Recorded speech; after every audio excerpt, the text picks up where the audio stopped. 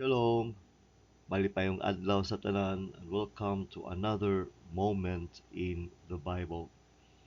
Atong bersikulo makita karon dinhi sa ikaduhang Korinto kapitulo 5 bersikulo 17. The book of 2 Corinthians chapter 5 verse 17 says, "Busa kun bisan kinsa nga tawo anaa ni Kristo. Siya usa ka bag-o nga minugna. Ang daan nga mga butang nangawala na, tan-awa ang tanang mga butang nagabag-o na."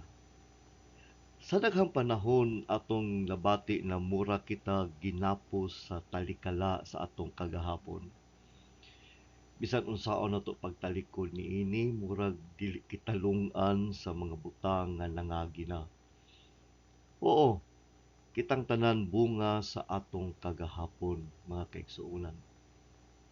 Apan salamat sa Ginoo diha sa kang Ginoong Hesus Kristo, aduna na kitay bag-ong sinugdanan.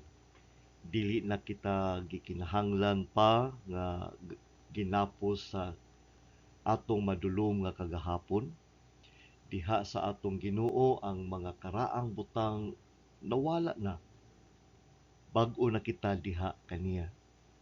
Busa igsuon paglakaw karon diha sa kabag-o sa kinabuhi uban kaniya.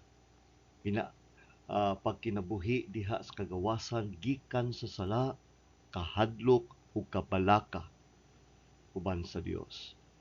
Ug kana ang A Moment in the Bible.